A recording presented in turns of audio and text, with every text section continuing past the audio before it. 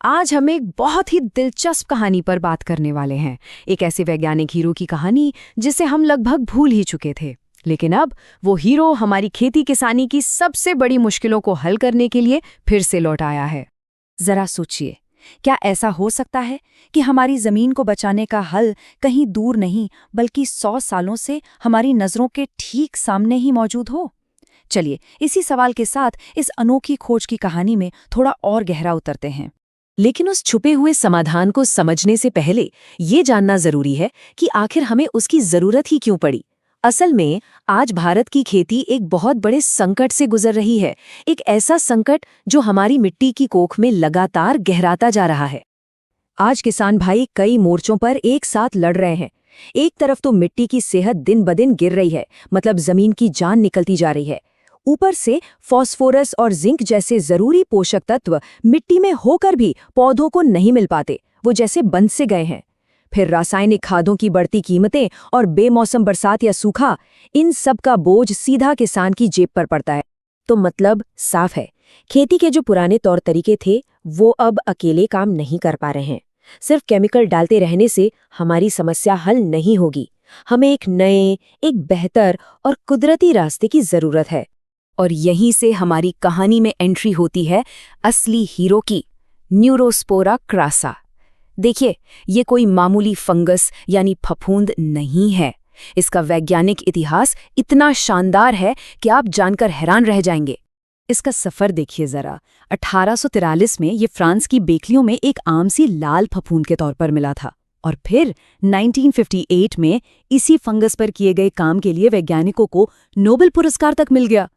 इसी ने हमें समझाया कि हमारे जीन्स काम कैसे करते हैं। सोचिए, एक बेकरी की फफूंद ने जेनेटिक साइंस की नींव रख दी, और आज वही हीरो खेतों में एक नई क्रांति लाने को तैयार है। तो ये कोई मामूली फंगस नहीं है, ये तो जेनेटिक साइंस की बुनियाद का एक पत्थर है। इसी ने वैज्ञानिकों को जीवन का एक बहुत बड़ा राज समझने में मदद की कि आखिर जीन्स हमारे शरीर के अंदर की मशीनरी को चलाते कैसे हैं। तो इसका इतिहास तो हमने देख लिया, पर सवाल ये है कि इसकी बनावट में ऐसा क्या खास है जो इसे इतना असरदार बना देता है। चलिए इसके अंदर झांक कर देखते हैं। इसकी सबसे बड़ी ताकत है इसका स्ट्रक्चर, जिसे सिंसीटियम कहते हैं। आसान भाषा में कहें तो ये एक बायोलॉजिकल सुपर हाईवे जैसा है। जहां बाकी फंगस की कोशिकाओं के बीच दीवारें होती हैं, वहीं न्यूरोस्पोरा एक खुला नेटवर्क है। इससे जानकारी और पोषक तत्व बिना किसी रुकावट के बिजली की रफ्तार से एक जगह से दूसरी जगह पहुंचते हैं। यहाँ फर्क बिल्कुल साफ है। एक तरफ है न्यूरोस्पोरा का खुला और तेज नेटवर्क, और दूसरी तरफ है एक आम फंगस जहां हर चीज को दीवारों के ट्रैफिक जाम से गुजरना पड़ता है। बस यही फर्क इसे इतना ज्यादा कुशल और असरदार बना देता है। और इस सुपर हाईवे का नतीजा, हैरान कर देने वाली रफ्तार। ये फंगस 1 घंटे में 5 मिलीमीटर की गति से बढ़ सकता है। इसका मतलब ये हुआ कि जमीन के अंदर ये बहुत तेजी से फैलकर पौधों की जड़ों तक पहुंचता है और अपना काम शुरू कर देता है। और सिर्फ बनावट में ही नहीं, जेनेटिक लेवल पर भी ये एक पावर हाउस है। इसके करीब 10,000 जीन्स में से 40% मेटाबॉलिज्म से जुड़े जीन एकदम अनोखे हैं। मतलब ये कुदरती तौर पर एक ऐसी फैक्ट्री है जो पौधों के लिए फायदेमंद एंजाइम्स और एसिड लगातार बनाती रहती है।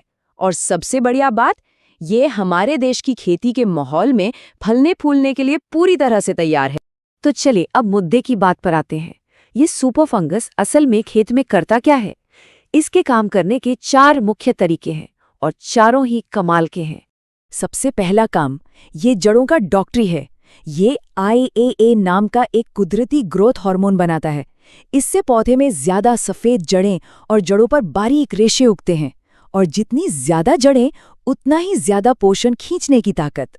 दूसरा, ये एक चाबी की तरह काम करता है। ये जमीन में कुछ ऐसे एसिड्स छोड़ता है जो मिट्टी में जमे हुए फास्फोरस और जिंक के ताले को खोल देते हैं। इससे वो पोषक तत्व जो पहले बेकार पड़े थे, अब पौधे को आसानी से मिलने लगते हैं। तीसरा, ये आयरन का मैनेजर है। ये सिडरोफोर्स नाम के मॉलिक्यूल बनाता है। ये एक चुंबक की तरह मिट्टी से आयरन यानी लोहे को खींचकर पौधे को देते हैं।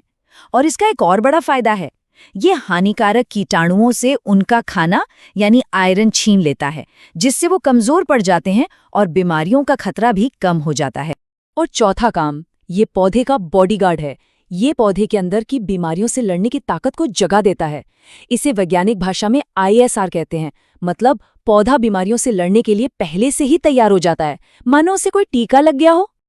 अब देखिए, विज्ञान की बातें तो बहुत अच्छी लगती हैं, लेकिन सबसे बड़ा सवाल तो यही है कि क्या ये सब असल में खेतों में काम करता है?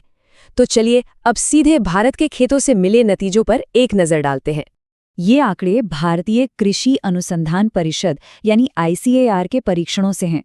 धान जैसी हमारी मुख्य फसल में इसके इस्तेमाल से पैदावार में सीधे सीधे 10 से 22% तक की बढ़ोतरी देखी गई। ये एक बहुत बड़ा और बहुत ज़रूरी सुधार है। सब्जियों में भी इसके नतीजे जबरदस्त रहे। टमाटर के पौधों में 35% से भी ज्यादा फल लगे। मिर्च के पौधों की बढ़त और उनमें निकली शाखाओं में भी काफी अच्छा सुधार देखा गया। ये आंकड़े अपने आप में पूरी कहानी बयां कर रहे हैं। तो अब अगला सवाल ये उठता है कि इतने गहरे विज्ञान को एक किसान के लिए आसान, भरोसेमंद और इस्तेमाल करने लायक कैसे बनाया जाता है? ये सफर कई पड़ावों से गुजरता है। पहले गहरी वैज्ञानिक रिसर्च होती है, फिर उस रिसर्च से मिले नतीजों के आधार पर फंगस से निकलने वाले फायदेमंद रसायनों का इस्तेमाल करके एक स्थिर प्रोडक्ट बनाया जाता है। इसके बाद उसे दूसरे पोषक तत्वों के साथ मिलाकर एक पूरा पैकेज तैयार किया जाता है और आखिर में इसे पूरे भारत की अलग अलग मिट्टी और मौसम में सख्ती से परखा जाता है। और सबसे जरूरी चीज है भरोसा। ये उत्पाद सरकार के फर्टिलाइजर कंट्रोल ऑर्डर यानी FCO के तहत मंजूर शुदा है। इसका मतलब है कि इसकी असर और सुरक्षा की पूरी सरकारी जांच हो चुकी है। ये नियम कानून इस बात की गारंटी देते हैं कि किसानों तक एक भरोसेमंद और लगातार अच्छा काम करने वाला उत्पाद पहुंचे। तो कुल मिलाकर ये कहानी है एक सदी पुराने फंगस के नए जन्म की।